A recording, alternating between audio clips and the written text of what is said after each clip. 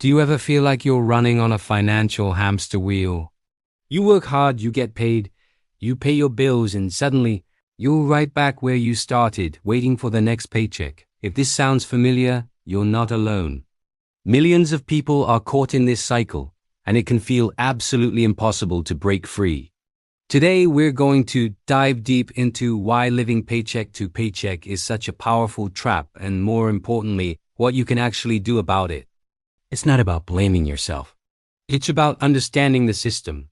First, let's talk about the most obvious culprit, wage stagnation.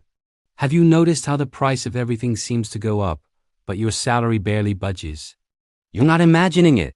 For decades, while the cost of living, housing, healthcare, education has skyrocketed, the average person's wages haven't kept pace. This creates a massive gap. You're trying to cover 21st century expenses with a 20th century income structure. It's like trying to fill a bucket with a hole in it. No matter how much you pour in, it never seems to get full. This isn't a personal failure.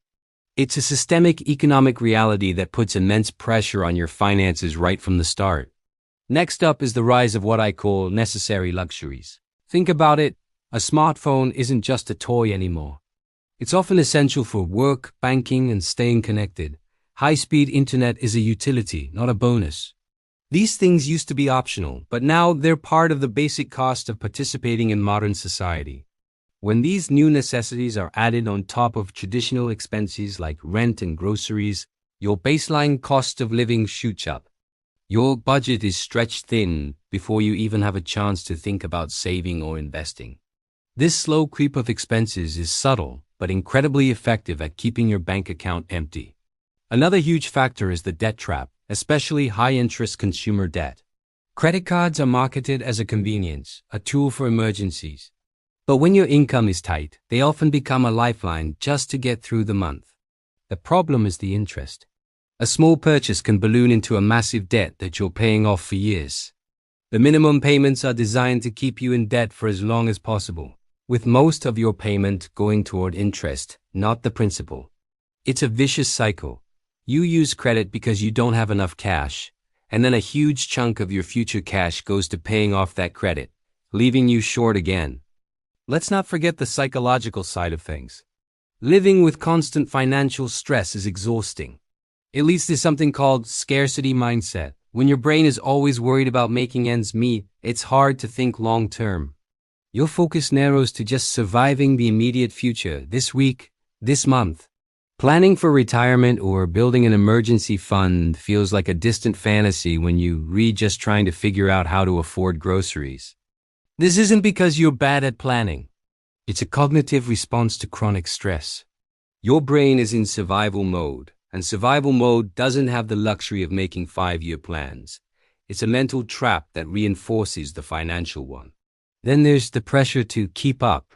We are bombarded with images of success and happiness that are tied to consumption. Social media shows us our friends' amazing vacations, new cars, and perfect homes. Advertisements tell us that the key to a better life is just one purchase away. This creates a powerful social pressure to spend, even when we can't afford it. We feel like we're falling behind if we're not participating. This lifestyle inflation isn't just about buying designer bags. It can be as simple as feeling obligated to go out to dinner with friends or buy certain things for your kids so they do and feel left out. This external pressure makes it incredibly difficult to stick to a budget. And what about unexpected expenses? Life is unpredictable. Your car breaks down, your pet gets sick, or you have a medical emergency. When you're living paycheck to paycheck, you have zero buffer. There's no emergency fund to cushion the blow. So what happens? You're forced to take on more debt, putting you even further behind. A single unexpected event can completely derail your finances for months or even years. It feels like you take one step forward and then life pushes you 2 steps back. This constant vulnerability is one of the most demoralizing parts of the cycle. So it's clear the system is stacked against you. But does that mean it's hopeless? Absolutely not. Understanding these forces is the first step to fighting back. The solution isn't just spend less, earn more. It's more nuanced. The first real step is to create a tiny bit of breathing room. This is the hardest part. It means tracking every single dollar, not to judge yourself, but to see exactly where your money is going. Use an app, a spreadsheet, or a simple notebook. Knowledge is power. Once you see the patterns, you can identify one or two small areas where you can cut back, even if it's just a few dollars. The goal isn't to suddenly have hundreds of dollars left over. The goal is to free up just enough to start the smallest possible emergency fund. Even $500 can be a game changer. It's the buffer that prevents a flat tire from becoming a credit card disaster. Automate your savings, even if it's just $10 a paycheck. Send it to a separate savings account you don't touch. The trick is to make it automatic so you don't have to rely on willpower. This small, consistent action builds momentum and starts to shift your mindset from scarcity to control.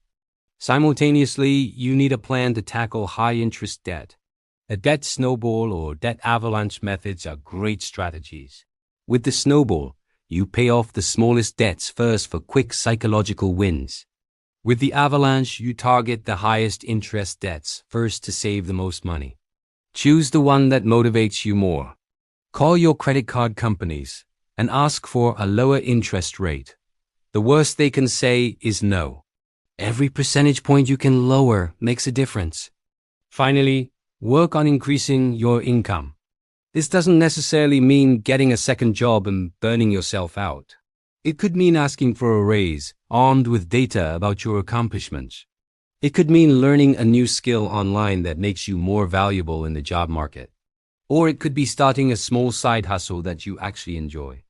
Even an extra couple of $100 a month can dramatically accelerate your journey out of the paycheck to paycheck cycle. Breaking free is a marathon, not a sprint.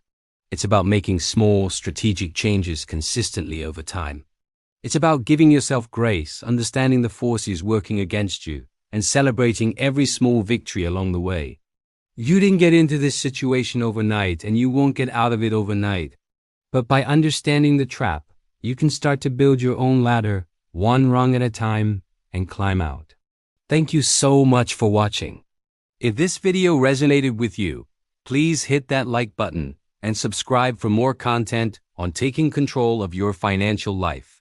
Let me know in the comments what your biggest challenge is when it comes to breaking the cycle. See you next time.